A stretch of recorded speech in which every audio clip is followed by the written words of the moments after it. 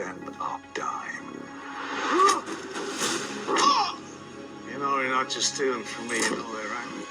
You're a dead man. Come on, let's go!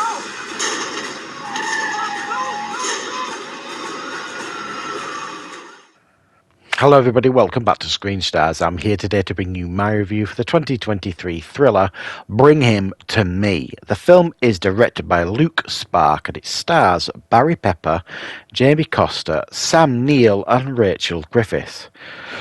Now the film focuses on Barry Pepper's character, who is simply known as Driver. And we learn at the beginning of the film that he was the driver for a robbery that kind of went wrong.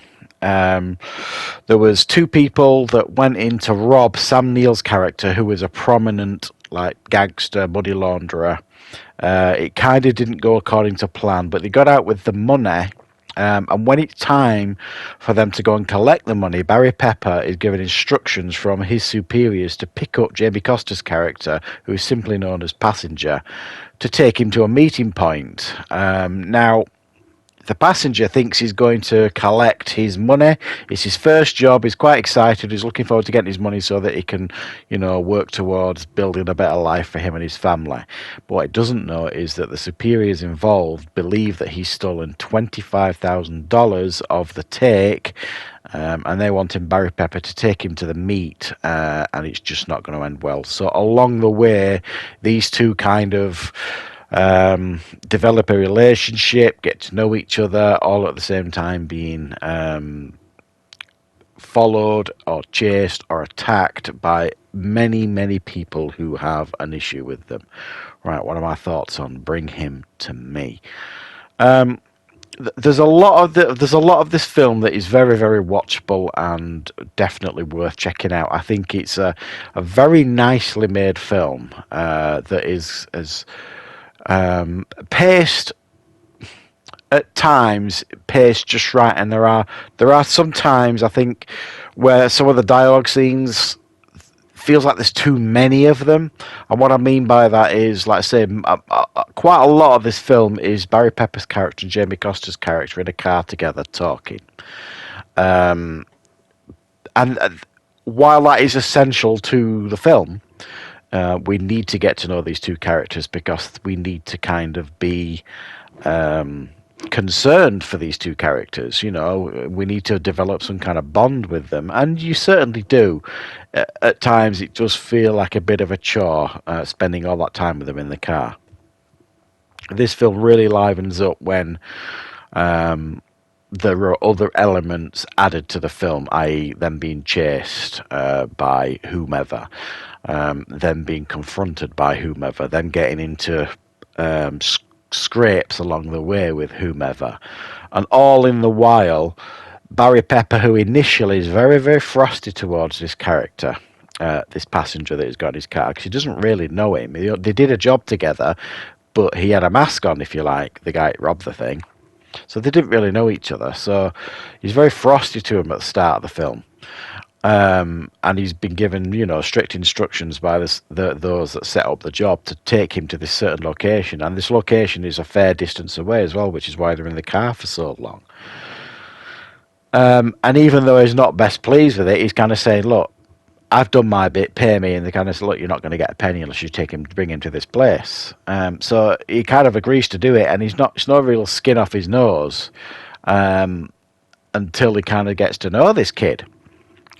He starts to develop this relationship with this kid, and then you can see his I don't know how to describe it really.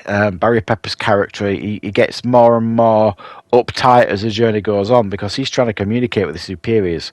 Look, this kid's all right. Leave him be. Whatever you think's gone on, probably not gone on. There's back and forth with phone calls and texts and kind of things like that, and he just fears the worst for this kid when they get there, basically.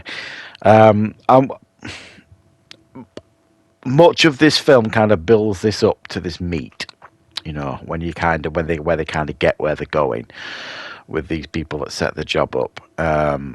And for me, that was the biggest letdown of the film, I suppose. It just didn't pay off the way I hoped it was going to pay off.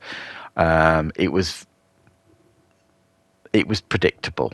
And I was hoping for something a little bit smarter, I suppose, a little bit cleverer with the writing. But the film is smartly made. You know, it's some lovely shots and stuff. Sometimes it's difficult when you're making a film where the majority of it is like set in a car, which not the majority. I'd say about 65% of it, maybe a little bit less, is in the car sort of thing. It's not an easy thing to do. It's not an easy thing to get right, and they do quite well here. But one of the strongest parts of this film, I would suggest, is the performances. I mean, Barry Pepper, who has, I think, matured into a fine character actor as the years have gone on. You know, he was quite prominent in the 90s and early 90s sort of thing, and he was always good even that back then, but you didn't necessarily take notice of him. But I think he's excellent in this film. He does a really, really good job. He's of this character who you kind of see going on a journey and softening as the journey goes on, and it's very, very subtle, his performance, how his attitude shifts and things like that, and it's a smart performance by him. We've got Sam Neill here, and even though he plays a prominent part on the poster, he is not... I suppose you could argue he's a little bit more than a cameo, but he's barely in the film more than 10 minutes, maybe a little bit more, but he's fine as well. He does add quite a lot here to the film.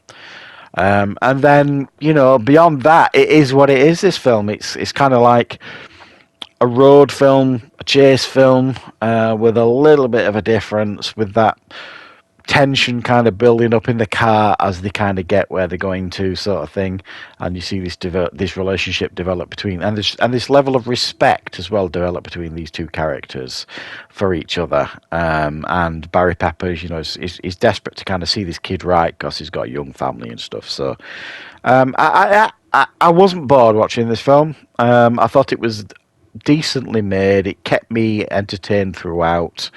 Is it going to be like a film of the year contender? Of course it's not. You know what I mean? But you could do far worse than watch this film. It certainly, I don't think, would be... Most people, I don't think, when they'd finish watching this film, would think they'd wasted their time. Put it that way, anyway. So, thanks for watching, guys. I hope you enjoyed the review. If you did, please click the like button. If you're new to the channel, please consider subscribing. And I will, of course, be back with plenty more reviews and content on the channel very, very soon.